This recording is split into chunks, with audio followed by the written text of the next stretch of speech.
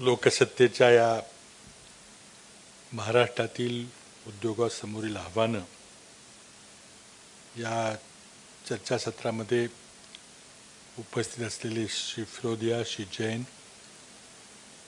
सर्व माझ्या आधी बोललेले सर्व पॅनलिस्ट, गिरीश कुबेर आणि त्यांचे सर्व सहकारी आणि उपस्थित मित्रांनो,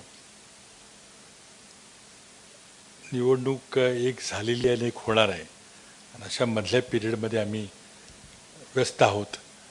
तरी पण गिरीशनी निमंत्रण दिलं आणि फक्त एकच होते की मी जर मुंबईत असलो तर निश्चितच येईन असं मी आश्वासन दिलं होतं आणि अर्थातच आपल्या सर्वांची सुसंवाद साधायला संधी मिळेल म्हणून मी आनंदाने इथं आलो. यापूर्वीही मी या व्यासपीठावर आलेलो आहे. अनेक विविध विषयावर अगदी फोकस्ड डिस्कशन करण्याची इथं संधी मिळते,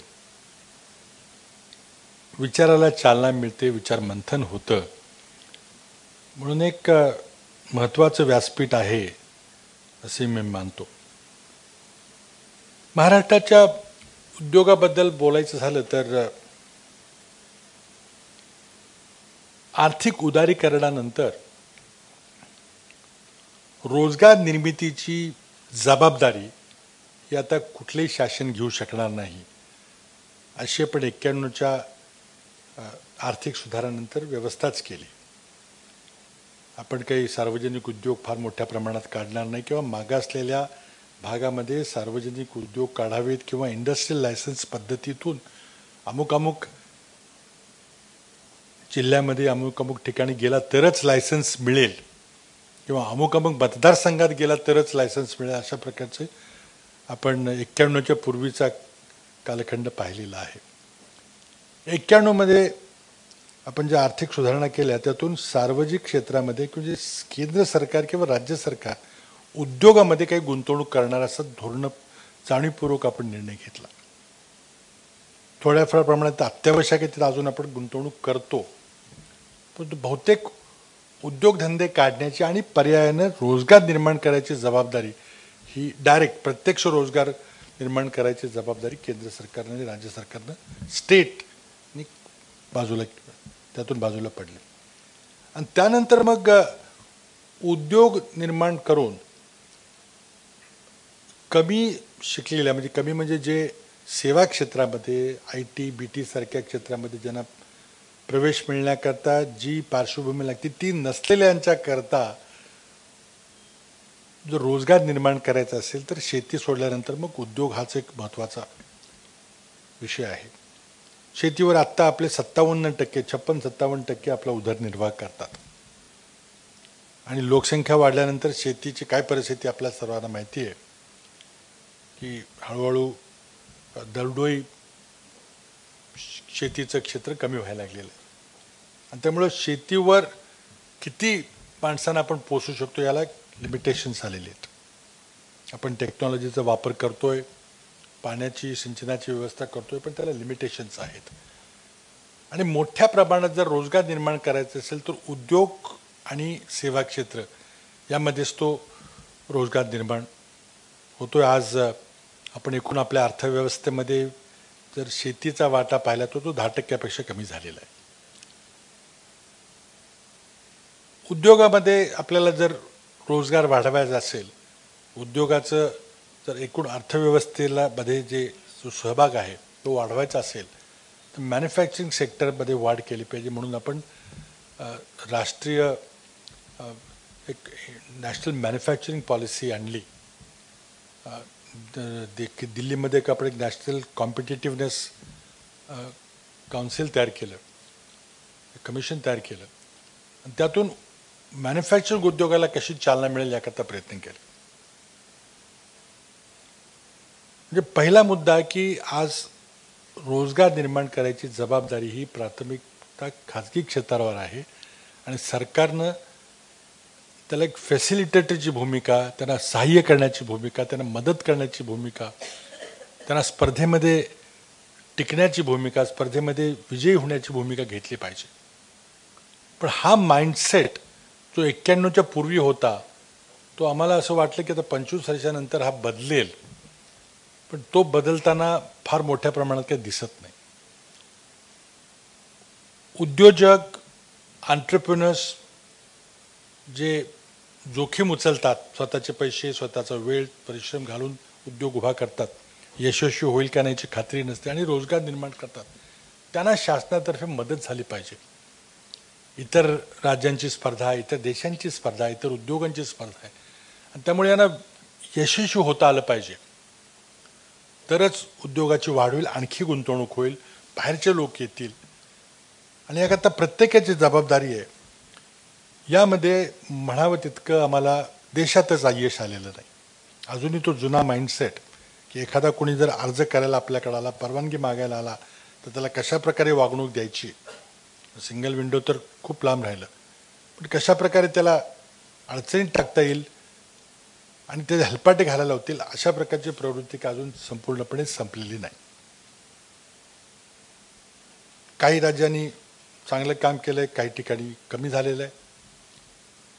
बऱ्याच वेळेला चांगले अधिकारी ते चांगल्या प्रकारे चालना देतात. परंतु एक या पुढच्या कालखंडामध्ये, आत्तापर्यंत या पुढच्या कालखंडामध्ये आपल्याला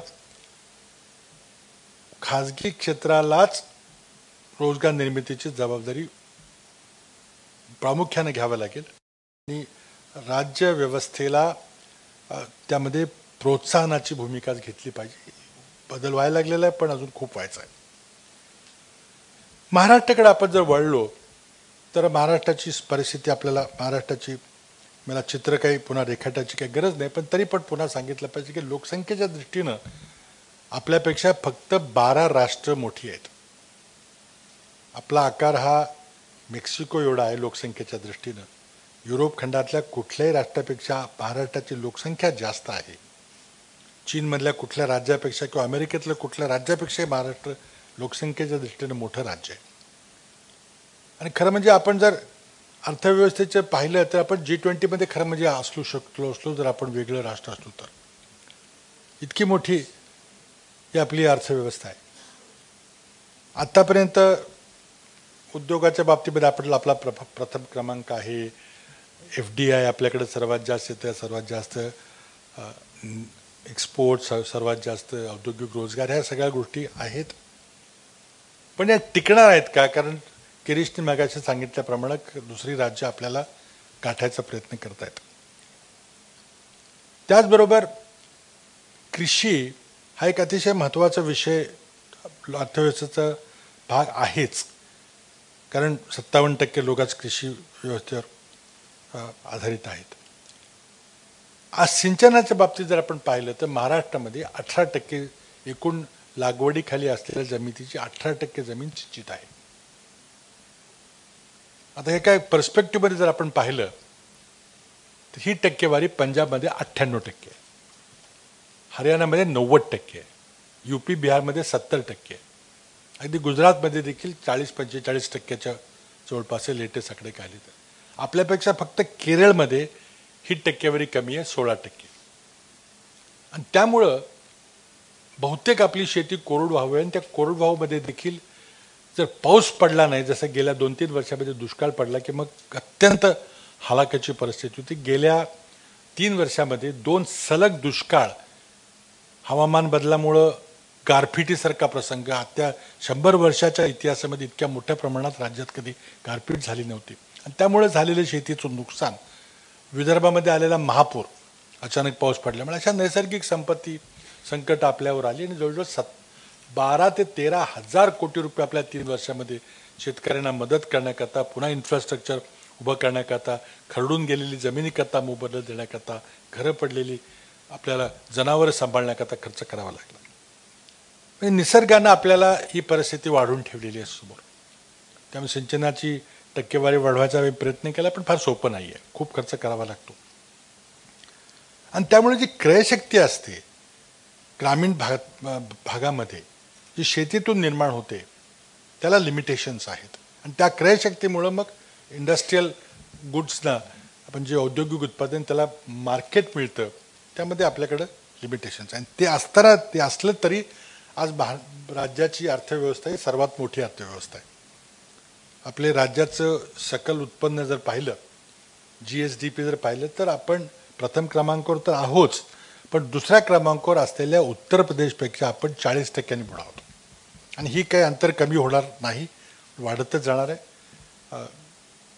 आणि त्यामुळे इतर राज्यांची, शेजारच्या राज्यांची तुलना लोक का ते छोटीच राज्य आहेत, त्यामुळे त्यांचा कितवा नंबर आहे तुम्ही सांगणार नाही. ही महाराष्ट्राची परिस्थिती आहे. आणि उद्योगामध्ये आपल्याला वेगानं प्रगती करावीच लागेल, कारण शेतीवर मर्यादा आहेत. सिंचनाची परिस्थिती मी सांगितली, कोरडवाहू शेती आहे, आणि त्यातूनही खूप शेतकरी आपला आधुनिक तंत्रज्ञान आत्मसात करायचा प्रयत्न करतोय. शेतीला प्रोत्साहन देणारे उद्योग वाढायला लागलेले आहेत, आणि त्यातून शेतकरी आज मायक्रो इरिगेशन सारखा, स्प्रिंकल ड्रिप इरिगेशनचा मोठ्या प्रमाणात वापर करतोय. खूप मोठी मागणी आहे, पण गुंतवणूक करण्याकरता जी क्षमता पाहिजे त्या क्षमतेवर लिमिटेशनचा मी सांगितल्याप्रमाणे दुष्काळामुळे, अतिवृष्टीमुळे जो पैसा खर्च करावा लागला तो नसता केला तर आम्ही यात निश्चितच गुंतवणूक केली असती. आज आपण कुठं आहोत? आज महाराष्ट्रामध्ये एक इंडस्ट्री फ्रेंडली वातावरण आहे का? तक्रारी आपण बऱ्याच केल्या आणि त्या रास्त आहेत, कारण शेवटी खऱ्या अर्थानं जर आपल्याला पार्टनरशिप राज्यव्यवस्थेची आणि उद्योजकांची पाहिजे असेल तर मग आयडियलच पाहिजे. आपण जेव्हा आंतरराष्ट्रीय क्रमांक पाहतो की इंडस्ट्री फ्रेंडली किंवा इन्व्हेस्टमेंट फ्रेंडली डेस्टिनेशन आहे, की तर आपला काही नंबर कुठे येत नाही, देशाचा येत नाही, राज्याचे काही अशा प्रकारे वर्गवारी असते का नाही मला माहीत नाही. पण शेजारच्या राज्यामध्ये जिथं पॉलिटिकल ॲटमॉस्फिअर वेगळ्या पद्धतीचा, म्हणजे उदाहरण जर तुलनाच करायची झाली तर कोलेशन गव्हर्नमेंटमध्ये काही लिमिटेशन्स येतात. दिल्लीला मी जवळून पाहिलेल्या 6 वर्ष मी पंतप्रधान कार्यालयामध्ये मंत्री म्हणून होतो. तिथल्या कोलेशनमध्ये काय अडचण आली, इथल्या कोलेशनचा अनुभव मी गेल्या 3.5 वर्षामध्ये फार जवळून घेतलेला आहे. आता आपण जर एक दृष्टिकोन, एक विजन जर शेअर केली तर मग वेगानं ते कोलेशन असलं तरी, आघाडी असली तरी काही अडचण येत नाही. तर नाही नसेल तर मग वेगवेगळ्या वेव्हलेंथवर आपण असलो तर बऱ्याच वेळा अडचणी येतात, किंवा त्या वेगानं इच्छा असून देखील काही करता येत नाही. हे वास्तव मी मुद्दाम आपल्यासमोर ठेवतो. हे जरी सगळं असलं तरी आपण आज कुठं आहोत? आम्ही वेगानं प्रयत्न करतोय की ही परिस्थिती बदलली पाहिजे, वेगानं औद्योगिकरण झालं पाहिजे. माझ्यासमोर जेव्हा मी राज्याचा विचार करतो तेव्हा राज्यासमोर अनेक प्रश्न आहेत, अनेक समस्या आहेत. पण माझी प्राथमिकता काय आहे मी अनेक वेळेला बोलून दाखवलेलं आहे. त्यामधले काही विषय जे आहेत ते उद्योगाशीच निगडीत आहेत. मी 5 मुद्दे माझ्या प्राथमिकता महाराष्ट्राकरता काय करायचं म्हणून मी मनाशी जे कुणगात बांधलेली आहे, त्यामध्ये पहिली जी गोष्ट आहे ती महाराष्ट्रामधला जो औद्योगिक विकास, असमतोल विकास आहे तो दुरुस्त करणे ही पहिली. त्यामुळे कारण नाहीतर मग आपल्याला स्किल्ड जॉब्स निर्माण करण्याकरता फार सुशिक्षित होऊन IT किंवा BTमध्ये किंवा कम्प्युटर्स किंवा आर्किटेक्चर्समध्ये किंवा चार्टर्ड अकाउंटंट जे होणार नाहीत त्यांच्याकरता काय, तर त्यांच्याकरता इंडस्ट्रीमध्ये जॉब्स निर्माण करावं लागेल. आणि त्याकरता आपल्याला समतोल विकास करावा लागेल. आज राज्याच्या एकूण उत्पन्नाच्या 75% उत्पन्न फक्त 4-5 जिल्ह्यातून तयार होतं, आणि ते म्हणजे मुंबई, ठाणे, पुणे, रायगड आणि मग एक जिल्हा बाहेरचा म्हणजे नागपूर. 5 जिल्ह्यामधून 75% राज्याचं उत्पन्न येतं, म्हणजे बाकीच्या 30 जिल्ह्यामधून जेमतेम 25% राज्याचं उत्पन्न होतं. म्हणजे समतोल विकास नाही आणि औद्योगिक विकास नाही हे स्पष्ट आहे. आणि त्याकरता काय केलं पाहिजे, पहिला मुद्दा. दुसरा माझा फेवरेट विषय कोरडवाहू शेतीला शाश्वत करणं हा अतिशय महत्त्वाचा विषय. तिसरा, जरी हवामान बदलामुळं दुष्काळ पडला, दुष्काळ आत्तासुद्धा किती दिवस झालेत पावसाला आपण पाहिलेला वेळ खूप लेट झाल्याने परिस्थिती फार चिंताजनक मला वाटते. पण जरी दुष्काळ पडला ते आपल्या हातात नाही आहे, तरीही टंचाई निर्माण झाली नाही पाहिजे. There could be ड्राऊट but not स्केअरसिटी. आणि हे कसं आम्ही करणार, तर गेल्या 2-3 दुष्काळामध्ये आम्ही 5500 टँकर लावून 13,000 गावांना आम्ही पाणी दिलं. 10 लाख जनावर आम्ही जनावरांच्या छावण्यामध्ये सांभाळले. खूप पैसा खर्च झाला. हे पुन्हा करायला लागू नये याकरता आमचे प्रयत्न झाले. आम्ही यशस्वीपणे त्यावर उत्तर शोधलेलं आहे. डिसेंट्रलाइज वॉटर स्टोरेजच्या माध्यमातून, सिमेंट नाला बंदच्या माध्यमातून, शेततळ्यांच्या माध्यमातून स्प्रिंकल ड्रिपच्या माध्यमातून. चौथे माझं जे आव्हान माझ्यासमोर जे आहे ते म्हणजे वाढत्या नागरीकरणाचं आव्हान, ज्याबद्दल तुम्ही परिसंवाद या ठिकाणी आज व्यासपीठावर ठेवला होता. हे मोठं आव्हान आहे.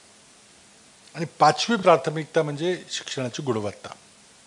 त्याचा डायरेक्ट संबंध औद्योगिकरणाशी आहे. उद्योगाला चांगले रोजगार मिळाले पाहिजे, तो उद्योगामध्ये इनोव्हेशन निर्माण झालं पाहिजे याच्याशी आहे. म्हणून त्यातले जे उद्योगाशी आपल्या एकंदरीत अर्थव्यवस्थेशी निगडीत असलेली माझी प्राथमिकता आहे, त्यामध्ये उद्योगाकडे आपण जर पाहिलं तर आपण प्रथम आहोत. त्यामध्ये कुणीही काही म्हटलं, निवडणुकीच्या मध्ये आमच्या शेजारच्या मुख्यमंत्र्यांनी आता जे पंतप्रधान आहेत त्यांनी आव्हान दिलं होते, गुजरात मॉडेल वगैरे काढलं होतं. गुजरात मॉडेलमुळं फार कुठंतरी प्रगती झाल्याचं चित्र उभं केलं होतं. मी त्यांना जाहीर आव्हान दिलं की मी गुजरात मॉडेल कुठल्याही व्यासपीठावर जाहीरपणे महाराष्ट्राची प्रगती आणि गुजरातची प्रगतीची चर्चा करायला तयार आहे. त्यांनी ते आव्हान स्वीकारलं नाही. याचं कारण असं आहे की आपण 1 मे 1960ला 2 राज्य वेगवेगळी झाली आणि आज आपली परिस्थिती काय आहे? दोन्ही राज्यांची दरडोई उत्पन्न किती आहे? दोन्ही राज्यांचं एकूण उत्पन्न किती आहे? दोन्ही राज्यांची औद्योगिकरणाची परिस्थिती काय? दोन्ही राज्यामध्ये थेट परकीय गुंतवणूक किती होते? महाराष्ट्रामध्ये एकूण देशात झालेल्या गुंतवणुकीच्या 23% गुंतवणूक आपल्या एका राज्यामध्ये झाली. त्यामुळे ती तुलना होणं शक्य नाही. अर्थात तिथं वेगळ्या पद्धतीची अर्थव्यवस्था असल्यामुळे त्यांनी वेगानं प्रगती केली आणि ती चांगली गोष्ट आहे. प्रत्येक राज्यानं जर वेगानं प्रगती केली तर देशाची प्रगती होईल. त्यामुळं वी आर व्हेरी हॅपी. प्रत्येक राज्यानं जर वेगानं प्रगती केलीच पाहिजे असं माझा आग्रह आहे. पण मग आपण कुठं मागं पडतोय का? तर मला असं वाटतं की या बाबतीमध्ये महाराष्ट्राच्या औद्योगिकरणामध्ये शासनाकडून झालेली कामाची कदाचित प्रसिद्धी जास्त झालेली नाही. आणि त्यामुळे एक असा प्रसंग येतो, अडचणी आहेत खूप, नाही असं मी म्हणत नाही, पण त्यामुळे कदाचित असं वाटतं की इथं काहीच होत नाही, खूप निराशेचं वातावरण आहे. आणि मला वाटतं ही वस्तुस्थिती खरी नाही आहे. अर्थात ज्या गोष्टी चुकीच्या आहेत त्याला चुकीचंच म्हटलं पाहिजे. जर काही मुद्दे आता मगाशी फिरोदे साहेबांनी काही मुद्दे माझ्यासमोर मांडले, काय ते माझ्या आधी मांडले, तर 2-3 मुद्दे मी मूल्य करणार, का ते महत्त्वाचे मुद्दे आहेत. विजेच्या बद्दल पहिल्यांदा बोलू. आज महाराष्ट्रामध्ये विजेचा तुटवडा नाही आहे आणि त्यामुळे महाराष्ट्रामध्ये उद्योगाला लोड शेडिंग सहन करावं लागते, हे काही खरं नाही आहे.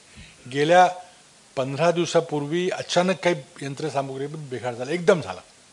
अडाणीचे 3 संच एकदम बंद पडले. परळीमध्ये पाण्यामुळं वीज केंद्र बंद करावं लागलं. कोळशाची टंचाई आहे, आपल्याला कोळसा वेळेवर मिळत नाही. अडचणी जरी असल्या तरी मार्केटमध्ये वाटेल तेवढी वीज आता उपलब्ध आहे आणि त्यामुळे वीज नाही म्हणून कोणाला वीज मिळाली नाही किंवा काही, हे बिलकुल खरं नाही आहे. काही कुठेही तांत्रिक बिघाड झाला तर एखादा अपवाद असू शकेल. उलट शेतकऱ्यांना आज आपण जवळजवळ 9,000 कोटी रुपयाची डायरेक्ट सबसिडी देतोय आणि त्यामुळे विजेचे दर वाढलेले आहेत. ही गोष्ट मान्य करतो मी की आज विजेचे दर शेतकऱ्यांना दिले जाणाऱ्या क्रॉस सबसिडीमुळं आपण विजेला किमतीपेक्षा जास्त सरचार्ज लावतो आणि क्रॉस सबसिडी वसूल करतो. आणि आम्हाला जेव्हा लक्षात आलं की हे अव्यावहारिक व्हायला लागलेलं आहे, उद्योगाकरता विजेचे दर फार वाढलेले आहेत, तेव्हा गेल्या 4-5 महिन्यापूर्वी आम्ही निर्णय घेतला आणि सरसकट म्हणजे शेती, डोमेस्टिक कन्झ्युमर्स, कमर्शियल कन्झ्युमर्स आणि उद्योग या सगळ्यांना 20% आम्ही विजेच्या दरामध्ये कपात केली. इथं जे उद्योगपती आहेत त्यांना माहिती आहे की 20% आम्ही कपात केली आहे. त्यामुळे आम्ही जवळजवळ 7,000 ते 8,000 कोटीचा बोजा राज्य शासनानं सहन केला. कारण हे उद्योगांची स्पर्धा टिकवण्याकरता करणं गरजेचं होतं म्हणून ते केलं. त्यामुळे आता विजेच्या दरामध्ये फार जास्त अंतर असं मला वाटत आहे तरीही अजून, पण वीज मिळत नाही हे खरं नाही. त्याचबरोबर अपारंपरिक ऊर्जाबद्दल आपण बोलला, सौर ऊर्जेबद्दल बोलला. आपल्या राज्यामध्ये 125 मेगावॉटचा सौर ऊर्जेचा प्रकल्प धुळे जिल्ह्यातल्या शिवाजीनगरला आता कार्यरत आहे. तो सर्वात मोठा सौर ऊर्जेचा प्रकल्प आहे, 125 मेगावॉट, आणि अनेक बरेच प्रकल्प कार्यान्वित होत आहेत. आपण वेफरबद्दल बोलला, वेफर आपल्याला आणावे लागतात. आम्ही BHELला भंडाऱ्यामध्ये त्यांच्या तिथे एक नवीन गुंतवणूक होती आहे, प्रफुल्ल पटेलची तिथं ती आणली गुंतवणूक. त्यामध्ये वेफर निर्माण करण्याचा कारखाना सुरू करण्याला आम्ही मान्यता दिलेली आहे आणि त्याकरता त्या प्रकल्पाकरता केंद्र सरकारची 1700 कोटी रुपयाची नॅशनल सोलर मिशनमधून मदत मिळणार नाही, डायरेक्ट अनुदान मिळणार नाही. आम्ही राज्य सरकारनं त्यांना 1,000 कोटी रुपयाचं अनुदान देण्याचा निर्णय घेतलेला आणि त्यामुळे कदाचित BHEL, तर नव्या सरकारनं काही नवीन धोरण घेतलं तर मला सांगता येणार नाही, पण BHEL will manufacture solar wafers in Bhandara with a huge investment. म्हणजे आम्ही will be the first state to manufacture solar wafers. पण सोलर ऊर्जेच्याबद्दल आपले अगदी खरं आहे की खूप किमती आता कमी व्हायला लागलेल्या आहेत आणि मोठ्या प्रमाणात सोलरमध्ये गुंतवणूक केली पाहिजे. विंड एनर्जी म्हणजे आपण खूप गुंतवणूक केली, त्यामुळे विंडमध्येही आपण अपारंपरिकमध्ये चांगल्या प्रकारे वीज निर्माण करतो. काही टॅक्सेशनबद्दल आपण बोलला, GST बद्दल. GST goods and service tax हा आपल्या देशामध्ये आणलाच पाहिजे असा आमचा सर्वांचा आग्रह आहे, माझा स्वतःचाही आग्रह आहे. आज युरोप खंडामध्ये आपण पाहिलं की व्यापार करण्यामध्ये इफिशियन्सी वाढावी म्हणून अनेक देश एकत्र आले, त्यांनी आपलं चलन संपवलं, एक कॉमन चलन वापरायला सुरुवात केली, आपल्या बॉर्डर सगळ्या पुसून टाकल्या, कारण या क्रॉस बॉर्डर ट्रान्झॅक्शनमुळे उशीर होत होता, इफिशियन्सी कमी होती, पण त्यांनी युरोपियन युनियन तयार केली. आपल्यामध्ये मात्र मोठं राष्ट्र असलं तरी आपण या बाउंड्रीज राज्याच्या केल्यामुळं, ऑक्ट्रॉयसारखे नियम किंवा इतर नियम केल्यामुळं इफिशियन्सी कमी होते, म्हणून GST आली पाहिजे. पण दुर्दैवानं भारतीय जनता पक्षाच्या सर्व मुख्यमंत्र्यांनी GSTला कडाडून विरोध केला. गेली 4 वर्ष चिदंबरम अर्थमंत्री असताना त्यांनी प्रयत्न केला, empowered group of finance minister आहे तिथं चर्चा होती, पण एक आयडिओलॉजिकल विरोध करायचा म्हणून भारतीय जनता पक्षाच्या मुख्यमंत्र्यांनी GSTला विरोध केला. हे वास्तव आहे की कोणालाही नाकारता येणार. पण आता या जाहीरनाम्यामध्ये मात्र, कारण GST आला पाहिजे मान्य म्हणून भारतीय जनता पक्षाने आता आपली बाजू बदलली, आता GST मी आणणार अशी भूमिका घेतलेली आहे. कदाचित पुढच्या वर्षापर्यंत GST आपल्या देशात लागू होईल. आता नॅशनल GST, स्टेट GST, त्याचं स्वरूप काय असेल, लोकल बॉडीज करता टॅक्सेशन आपण जे केले त्यामध्ये GSTमध्ये त्याचा समावेश असं नाही, हे अजून चित्र स्पष्ट व्हायचं आहे. पण मला वाटतं आपण कारण नसताना फक्त राजकीय विरोधाकरता विरोध करायचा म्हणून 3-4 वर्ष आपण वाया घालवले, हा माझा स्पष्ट आरोप आहे. ऑक्ट्रॉय आणि LBTचा आपण विषय काढला, LBTचा खूप मुद्दा गाजला. ऑक्ट्रॉय काढला पाहिजे अशी सर्व व्यापारी मित्रांनी त्यावेळच्या मुख्यमंत्र्यांना विनंती केली. व्यापारी महासंघाचे अध्यक्ष त्यांनी लेखी पत्र दिलं की ऑक्ट्रॉय बंद करा, हा अत्यंत जाचक असा कर आहे, ड्रॅकॉनियन टॅक्स आहे, त्याला बंद करा म्हणून पत्र दिलं. आणि त्या पत्रामध्ये सांगितलं की त्या ऑक्ट्रॉयच्या ऐवजी एक नवीन टॅक्स सुरू करा आणि त्या टॅक्सचं नाव लोकल बॉडीज टॅक्स असं ठेवा. मिस्टर गुरनानी व्यापारी महासंघाचे अध्यक्ष, त्यांचं पत्र, जाहीर पत्र. आणि त्यामुळे त्यावेळच्या मुख्यमंत्र्यांनी LBT नावाचा टॅक्स नोव्हेंबर 2009 लागू केला आणि एप्रिल 2010 पासून तो टॅक्स सुरू झाला. राज्यातल्या 26 महापालिकांच्यापैकी मुंबई सोडून 25 करता आम्ही राज्याचा कायदा बदलला आणि टप्प्याटप्प्याने 4 ठिकाणी तो टॅक्स लागू केला. आणि बऱ्याच ठिकाणी तो चांगला झाला, तिथं काही जाचकाठी होत्या त्या आम्ही दुरुस्त केल्या. पण तो नंतर शेवटी जेव्हा शेवटच्या टप्प्यात आम्ही आलो, नागपूर, पुण्याला आणि मुंबईला लावायचा प्रयत्न केला, तेव्हा व्यापाऱ्यांनी खूप प्रचंड मोठा विरोध सुरू केला. आणि इतका विरोध झाला की तो हा टॅक्स बिलकुल चालणार नाही आणि अजूनही तुझं काही उत्तर सापडलेलं नाही. शेवटी आम्ही काही व्यापारी विरोधी नाही आहे किंवा राज्यामध्ये व्यापाऱ्यांना त्रास व्हावा अशी कोणाची इच्छा नसते, पण मी स्वतः 8-10 बैठका तरी किमान घेतल्या असेल, तास 2-2 तासाच्या, आणि त्यातून मी काय मार्ग काढायचा प्रयत्न केला. आज सुद्धा 2-3 दिवसामध्ये मार्ग निघेल आणि उत्तर सापडेल असं आज वाटतंय. आत्तासुद्धा मी ती मीटिंग घेऊनच आलेलो आहे.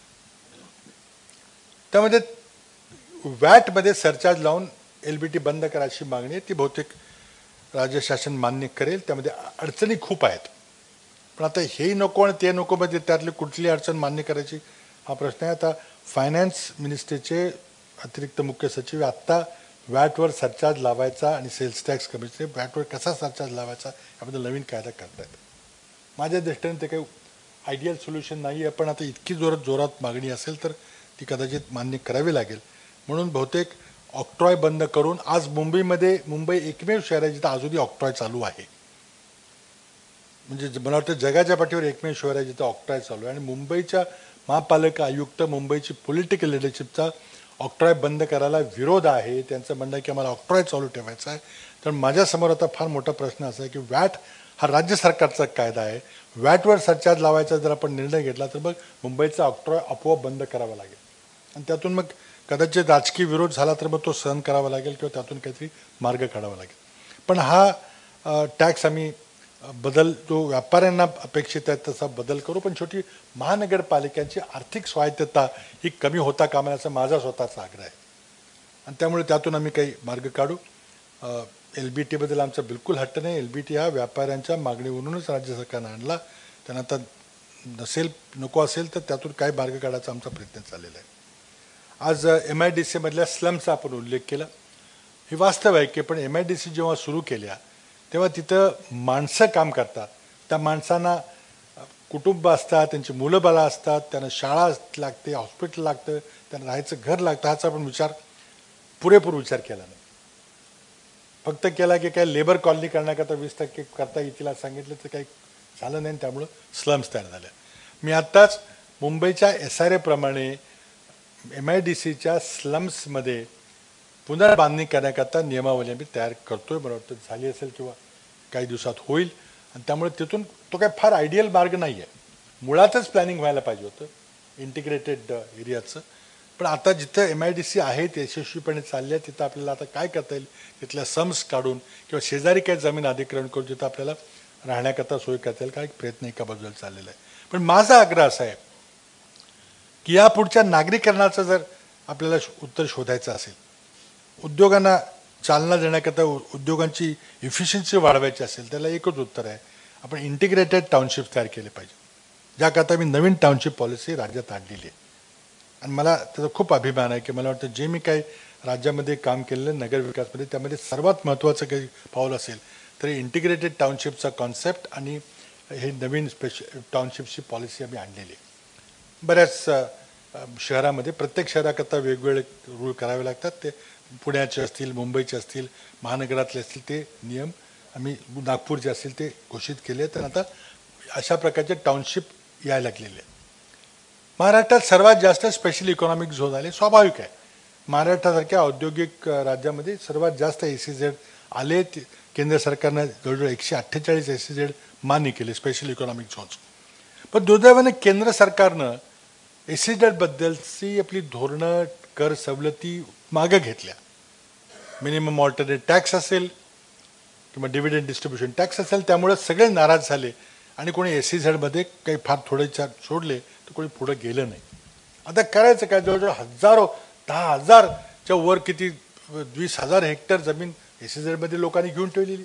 तिथं उद्योगी निर्माण होत नाहीत, जमीन तर अडकून ठेवलेली आहे आणि त्यामुळे त्या जमिनीचे फक्त भाव वाढत आहेत आणि हे काही योग्य नाही. म्हणून आम्ही आमच्या औद्योगिक धोरणामध्ये या औद्योगिक धोरण आम्ही 2013 आणलं. त्यामध्ये इंटिग्रेटेड इंडस्ट्रियल एरियाजचा कॉन्सेप्ट केला की ज्याला जर SEZमधून बाहेर पडायचं असेल तर त्यांनी आपल्याला इंटिग्रेटेड इंडस्ट्रियल एरिया करावा, ज्यामध्ये जी SEZची मूळ कल्पना होती की 50% उद्योग आणि 50% इतर गोष्टी.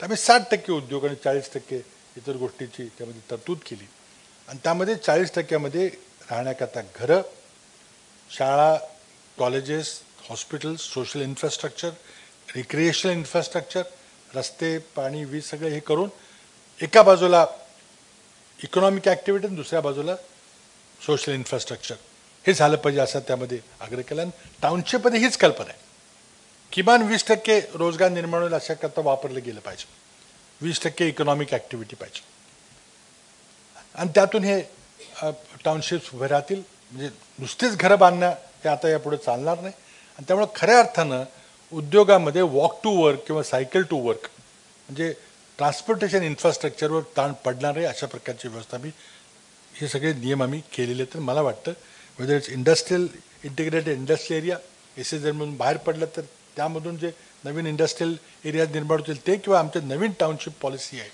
आता आपल्याला मुंबईमध्ये आणखी उंच उंच इमारती बांधून चालणार नाही.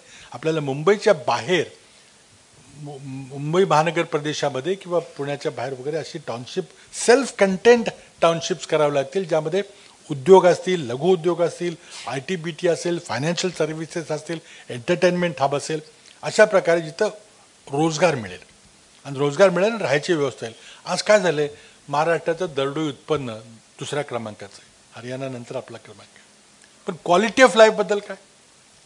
आज जर आपण 2-2 अडीच तास कम्यूट करणार असलो, जरी या मेट्रोतून गेला किंवा मोनोरेलमधून गेला तरी 2-2 तास घराबाहेर राहणं, मुलांना वेळ न देणं, याला पैसे जरी आले तरी शेवटी क्वालिटी ऑफ लाईफचा प्रश्न आहे. मला वाटतं क्वालिटी ऑफ लाईफ आपल्याला ॲड्रेस करायचं असेल तर अशा प्रकारचे नवीन टाउनशिप्स आहेत, नवीन राहण्याची व्यवस्था, सगळ्या वाढत्या नागरिकरणाच्या बद्दल वेगळ्या पद्धतीने विचार करणं गरजेचं आहे. जो आम्ही या प्रकारची धोरणं आणलेली आहेत, जेव्हा राबवली जातील तेव्हा ते लक्षात येईल की आम्ही काय काय धोरणं आणली, ती फक्त आत्ता गेल्या वर्ष 2 वर्षामध्ये केलेली आहेत. प्रत्येक ठिकाणी मोठ्या टाउनशिपमध्ये आम्ही आग्रह केलेला आहे की जिथं 20% इकॉनॉमिकली विकर सेक्शनकरता आरक्षण ठेवलेलं आहे. म्हणजे फक्त श्रीमंताकरता मोठे मोठे टाउनशिप नाही, तर जिथं मिक्स्ड हाऊसिंग असं झालं पाहिजे. पहिलं राज्य आहे की जिथं 20% आरक्षण आम्ही मोठ्या हाऊसिंग प्रकल्पामध्ये आम्ही आरक्षण ठेवलेलं आहे. आणि त्यामुळं मला वाटतं की उद्योगामध्ये काम करणाऱ्यांच्या क्वालिटी ऑफ लाईफचा जर विचार केला तर ह्या प्रकारचं जर डेव्हलपमेंट झालं तर निश्चितपणे त्यामध्ये फरक पडल्याशिवाय राहणार नाही. आज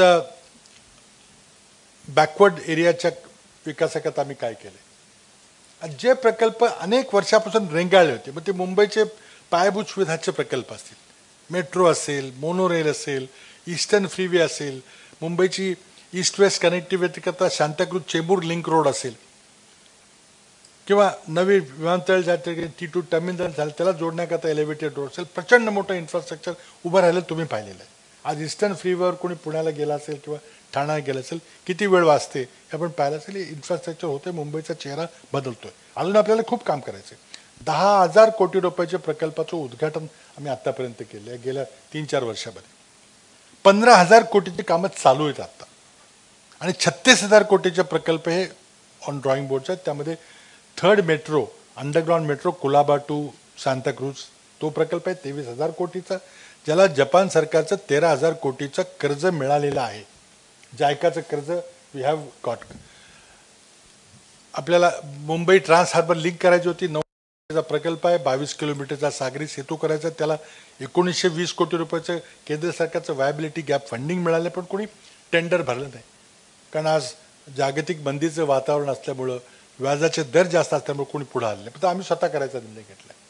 नवी मुंबई विमानतळ सुरू होतं, जमीन कोणी द्यायला तयार नव्हतं, जमीन अधिग्रहण करणं अशक्य होतं.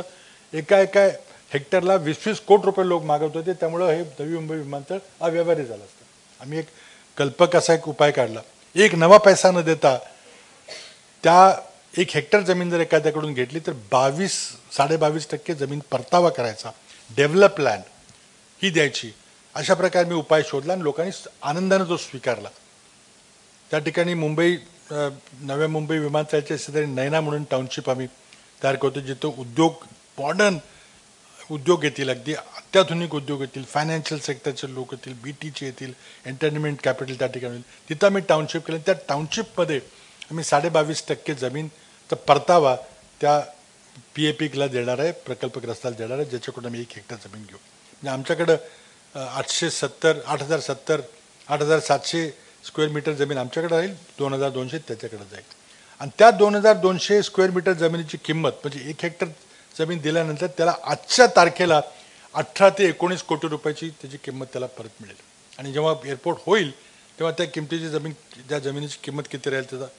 पण therefore people accepted this form. There no other way to build airport. कारण जर 20 कोटी रुपये रोख आम्ही मोबदला दिला असता तर ते व्यावहारिकच झालं नसतं. हा नवीन फॉर्म्युला आम्ही काढला. आणि त्यामुळे या सर्व परिसरातले सगळे प्रकल्प पूर्ण झाले की आज माझी चिंता अशी आहे की मुंबईला आता नवीन काही उद्योग कोणी येत नाही. उद्योग तर आपण आणू शकत नाही. फायनान्शियल सेंटर म्हणावंचं, एंटरटेनमेंट सेंटर म्हणायचं, बॉलिवूड म्हणायचं, तरी पण इतक्या महाग आहे, लोकांना राहायला जागा मिळत नाही. BKC एक बॉम्बे BKC एक अतिशय नवीन असं बिझनेस डिस्ट्रिक्ट झालेलं आहे, परंतु तिथं राहायला घरं मिळत नाहीत. म्हणून पगार खूप मिळतो, पण पुन्हा क्वालिटी ऑफ लाईफचा प्रश्न आला, कुठं राहायचं आणि कुठून यायचं. मग तिथं आम्ही नियम बदलले, तिथं घराची मी परवानगी दिली. आणि म्हणून आता यापुढचे जे इंडस्ट्रियलायझेशन करायचं आम्हाला MIDCमध्ये करायचं आहे किंवा नवीन टाउनशिप करायची, तर इंटिग्रेटेड डेव्हलपमेंट झाली पाहिजे असा आमचा आग्रह आहे. नवीन इंडस्ट्रीबद्दल आपलं बोला, इलेक्ट्रॉनिक हार्डवेअर असेल, वॅक्सिन्स असेल, शिप बिल्डिंग, सोलरबद्दल मी बोललो, वॉटर वेस्ट टू एनर्जी असेल किंवा फूड प्रोसेसिंग वगैरे, ह्या सगळ्या गोष्टींच्याबद्दल प्रत्येक ठिकाणी मी काही उदाहरण सांगतो. आता खूप मोठ्या प्रमाणात परकीय गुंतवणूक यायला लागलेली आहे. GE सारखा मोठा उद्योग, देशातली जगातली एक सर्वात मोठी कंपनी पुण्याला आलेली आहे. तिथं बरेच प्रकारचे ते इंजिन पार्ट्सपासून विंड टर्बाईनपासून बऱ्याच गोष्टी ते करणार आहेत. आणि महाराष्ट्रात अनुभव काय, आज कॉर्निंगसारखी कंपनी जी ऑप्टिकल फायबर केबल तयार करते, अमेरिकेतली कंपनी आहे, त्यांच्या अनेक ठिकाणी त्यांच्या फॅक्टरीज आहेत, ते आले पुण्याला. मी त्यांना जागा दिली आणि पहिल्यापासून मी त्या प्रोजेक्टचा मी पाहत होतो. तर त्यांनी मला शेवटी सांगितलं की कॉर्निंगनी आपली पुण्याची factory start to finish, foundation stone laying, ground breaking to start of production 13 महिन्यात केलं. ते जगात त्यांनी कुठल्याही कंपनीमध्ये इतक्या लवकर त्यांना करता. आणि they very appreciative about Indian manufacturing skills, even factory building skills, electrician, plumber, सगळ्यांची इतकी तारीफ केली. इतके चांगले क्वालिटीचं आम्हाला काम मिळेल, इतक्या लवकर काम होईल असं वाटलं नव्हतं. आणि मी ती फॅक्टरी पाहायला गेलो. 13 महिन्यामध्ये त्यांनी स्टार्ट केली. असे अनेक वर्ड ऑफ माउथ पब्लिसिटी ज्याला म्हणतात त्या प्रकार व्हायला लागले बऱ्याच कंपनीना. पण त्यामध्ये अडचणी नाहीत असं मी म्हणणार नाही. तिथलं लोकल इन्फ्रास्ट्रक्चर, रस्त्याच्यामध्ये काही अडचणी येतात, जमिनी अधिग्रहणामध्ये प्रॉब्लेम येतोय, त्यामुळे एखादा शेतकरी अडून बसला की मी जमीन देणार नाही, तो रस्ता पूर्ण होत नाही, ह्या सगळ्या अडचणी जरी असल्या तरी मी आपल्याला सांगतो की मोठ्या प्रमाणात महाराष्ट्रात औद्योगिक गुंतवणूक होते. दुसरं एक उदाहरण घेतो मी, मिहानसारखं उदाहरण. मिहान म्हणजे नागपूरला जे पण विमानतळ आधुनिक विस्तारितकरण करतोय, आंतरराष्ट्रीय विमानतळ करतोय, त्याच्या शेजारी एक स्पेशल इकॉनॉमिक झोन आपण केला, ज्याला आपण मिहानचं नाव दिलेलं आहे. 10-12 वर्षापासून 13 वर्षापासून रेंगाळला होता.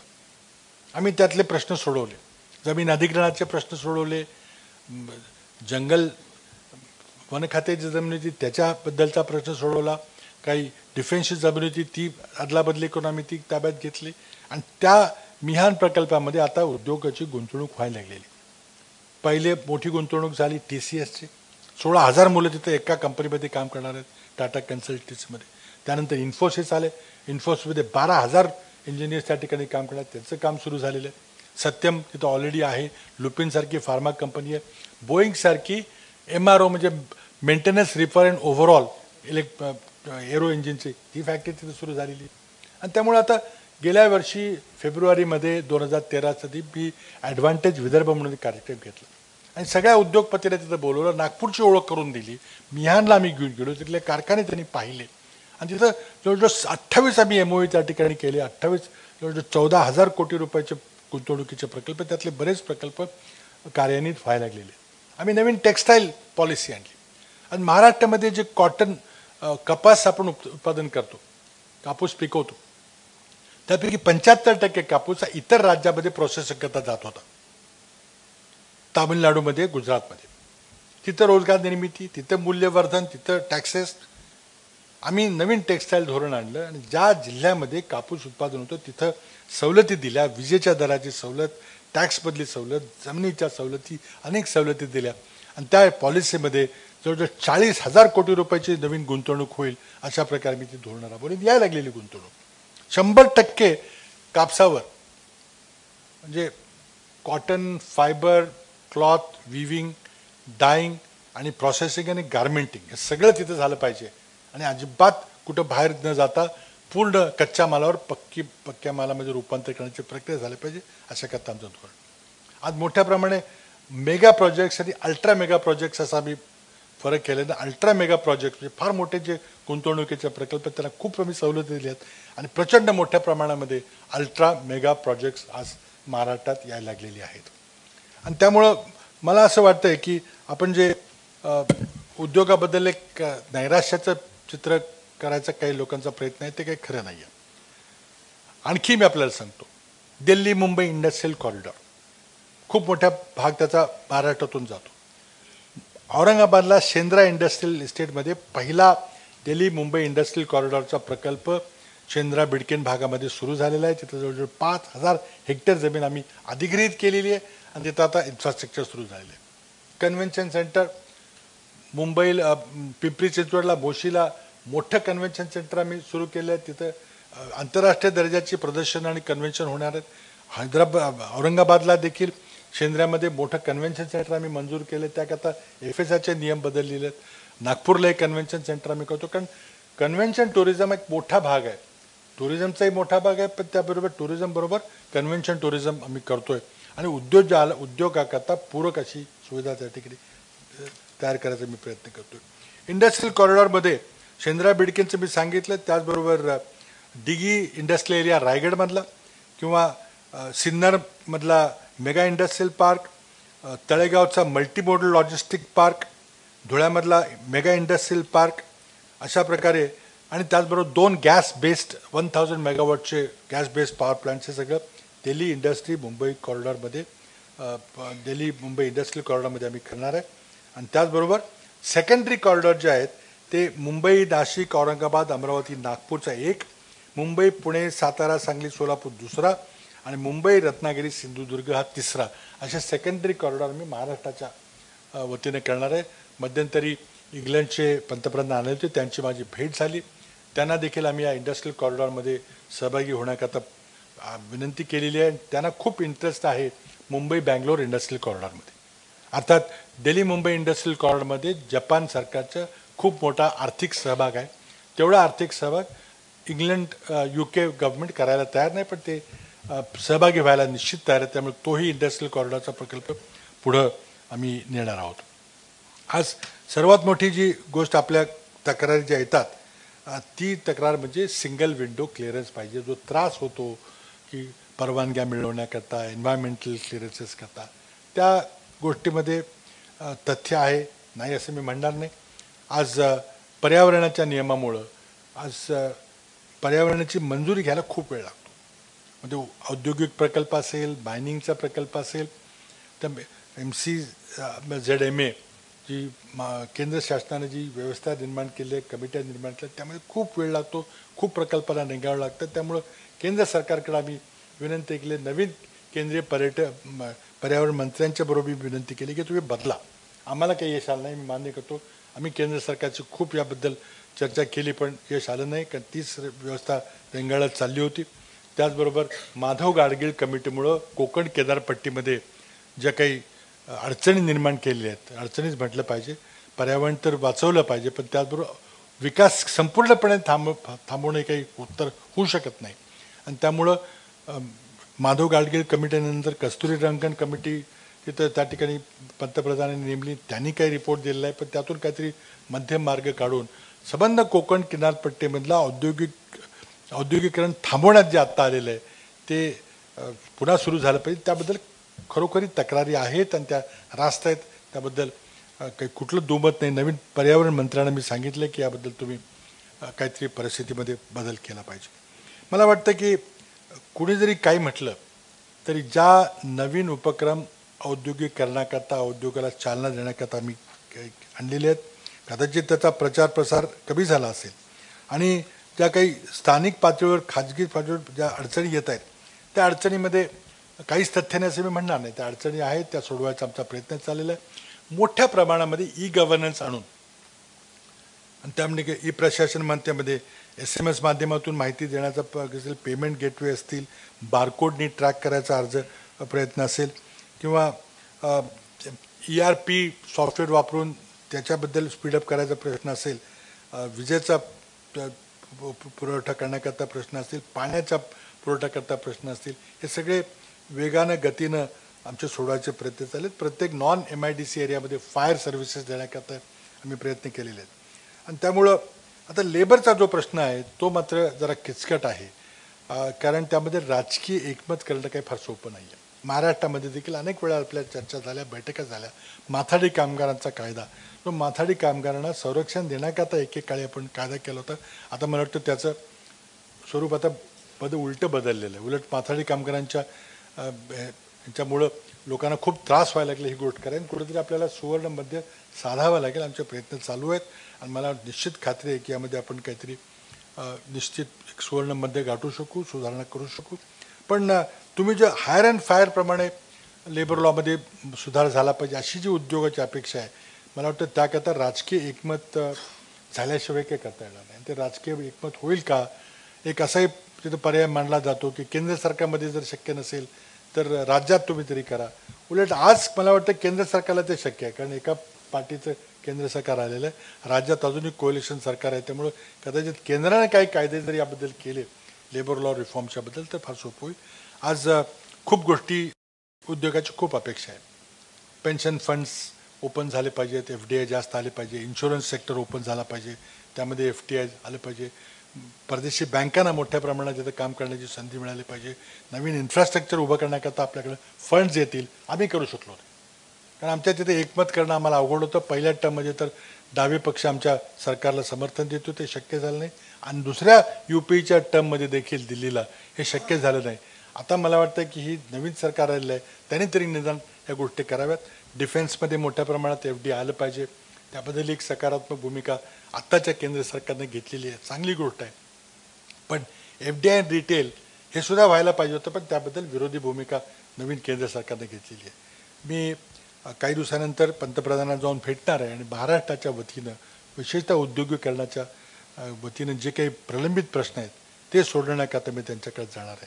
पण मला निश्चित आपल्याला सांगायचं की यामध्ये उद्योजक, इंडस्ट्री, बिझनेस लीडर्स आपल्या सर्वांनी यामध्ये दोघांनी एका पार्टनरशिपच्या भावनेमध्ये पुढे गेलं पाहिजे. शेवटी तुम्ही करताय ते जरी तुम्ही नफा कमवण्याकरता करत असला तरी एका दृष्टीने तुम्ही राज्याची सेवा करताय. कारण मी पहिल्यांदा सुरुवातीला सांगितलं की रोजगार निर्माण करणे आमच्या हातात राहिलेलं नाही. आम्ही सरकारी नोकऱ्यामध्ये 3 किंवा 4% जे रिटायर होतात तेवढ्याच नव्या नोकऱ्या देतो, जास्त काय आम्हाला रोजगार निर्माण करता येणार नाही. रोजगार निर्माण करण्याकरता अर्थव्यवस्थेचा विकास जर वाढला पाहिजे. आणि मला सांगताना आनंद होतो की आज महाराष्ट्राचा अर्थव्यवस्थेचा विकास जरा सरासरी 9% वाढलेला आहे. जरी दुष्काळ आला, जरी शेतीचा विकास दरामध्ये जरी घट झाली, तरी आम्ही आमचा विकास दरा देशाच्या विकास दरापेक्षा किमान 2% तरी आम्ही साबूत ठेवलेला आहे.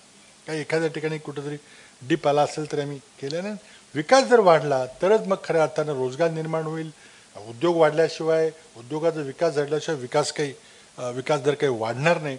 आणि हे करायचा आमचा सर्वांगीण रीतीनं प्रयत्न चाललेला आहे. आणि हे बिलकुल खरं नाही की भेटायची आता ठीक आहे. मुख्यमंत्री म्हटलं की आता मी येताना किती गर्दी होती तुम्हाला तिथे पाहायला पाहिजे होतं, की खूप लोकांच्या अपेक्षा असतात, खूप लोक येतात आणि त्यांना भेटावं लागतं. परंतु कुठल्याही उद्योग महासंघ असेल किंवा एखादा औद्योगिक काही मोठ्या उद्योगांच्या काही समस्या असतील, विशेषतः मध्यंतरी मेगा प्रोजेक्टच्या सवलती देण्याकरता आम्हाला खूप बैठका घ्याव्या लागल्या. मी नेहमी कुठल्याही औद्योगिक शिष्टमंडळाकरता, परदेशी शिष्टमंडळाकरता, उद्योग महासंघाच्या मीटिंग करता मी कुठेही नेहमी उपलब्ध राहिलेलो आहे. आणि त्याबद्दल कोणी तशी तक्रार करेल असं नाही. वैयक्तिक ठिकाणी काही कदाचित भेटायला वगैरे काही वेळ झाला असेल, पण आपल्या समस्या सोडण्याकरता आमच्याकडे चांगले अधिकारी आहेत. आणि मला वाटतं की MIDCचे कदाचित अधिकारी येऊन आपल्याला तरी माहिती दिली असेल ते काय काय करतात. खूप चांगले उपक्रम ते राबवत आहेत. आणि मी आपल्याला आश्वासन देतो की Maharashtra will remain number 1 in industry. Maharashtra will remain number 1 economy in the country. आणि त्यामुळं आणखी वेगानं जाण्याकरता जर निर्णय घेताना मला जर सगळे निर्णय घेण्याचं जर स्वातंत्र्य असतं तर याच्या कितीतरी वेगानं आम्ही जाऊ शकलो असतो, हे वास्तव आहे. आणि त्यामुळं सर्वांना एकत्र घेऊन जाण्यामध्ये काही अडचणी येतात. त्या आता राजकीय वास्तव हे आपल्याला गृहीत धरूनच पुढे गेलं पाहिजे. देशातील लोकांनी मात्र एका पक्षाचं सरकार दिलेलं आहे, त्यामुळं एक चांगली गोष्ट झाली. आमचं नसलं आले तरी एका पक्षात आले तेवढा आनंद मानला पाहिजे. आणि मला वाटतं की पुढच्या निवडणुकीमध्ये देखील अशाच प्रकारचं इथल्या राज्याच्या निवडणुकीमध्ये एक चांगल्या प्रकारचा लोक निर्णय देतील. आणि ह्या कल्पना ज्या आम्ही मांडलेल्या आहेत 3 वर्षामध्ये मला जे काही मांडता आलं, करता आलं, समजायला मला बराच वेळ लागला. महाराष्ट्र समजणं काही सोपं नाही आहे. आणि मी महाराष्ट्रामध्ये काही पूर्वी काम केलं होतं हे स्वीकारलेलंच आहे. पण एकदा मला महाराष्ट्राची चांगल्या प्रकारे माहिती कळली, इथली ॲडमिनिस्ट्रेशनची माहिती मिळाली की त्यानंतर मी अनेक निर्णय घेतलेले आहेत. कदाचित ते निर्णय आपल्यापर्यंत सर्व काही गेले आहेत, पण खूप दूरगामी निर्णय आहेत ज्याचा लॉंग टर्म इम्पॅक्ट आणि इफेक्ट आपण नक्की निश्चित पाहाल. आणि हे निश्चित मी महाराष्ट्राबद्दल जेवढे मला दिवस या ठिकाणी काम करता येईल, लोक जेवढी संधी देतील तेवढी मी महाराष्ट्राची सेवा करून महाराष्ट्राला प्रथम क्रमांकावर आम्ही सर्व दृष्टीने ठेवायचा प्रयत्न करणार आहे. आणि तो आम्ही निश्चित यशस्वी पडको एवढंच या ठिकाणी सांगतो. आणि गिरीशचे धन्यवाद देतो, सर्वांचे धन्यवाद देतो.